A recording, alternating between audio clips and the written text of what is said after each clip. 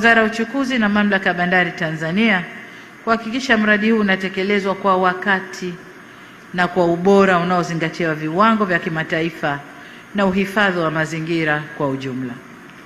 Lakini pili, kwa Wizara ya Nishati kuimarisha akiba ya kimkakati ya hifadhi ya mafuta au National Strategic Petroleum Reserve ili kuongeza uwezo wa nchi kujilinda dhidi ya misukosuko ya kimataifa na nishati ikiwemo mabadiliko ya bei katika soko la dunia.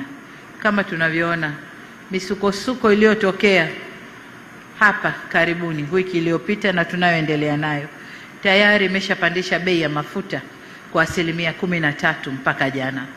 Sasa hatujui leo na siku zinazokwenda, lakini tumwombe Mungu watu wale wakae juu ya meza, wazungumze, wakubaliane na hii misukosuko iishe, ili dunia irudi katika hali ya kawaida kuendesha chumi za nchi zetu.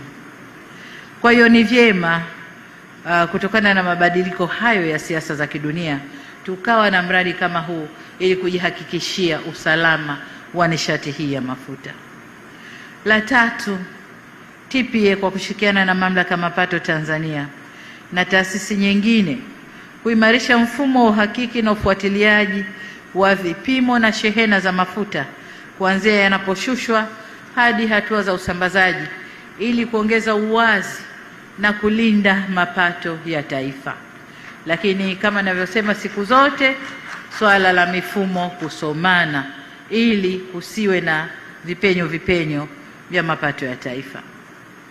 Ndugu zangu, la mwisho ni wakandarasi na washauri wetu kuhakikisha huu mradi ni mradi wa kimkakati, ni mradi uliotumia fedha nyingi za Watanzania.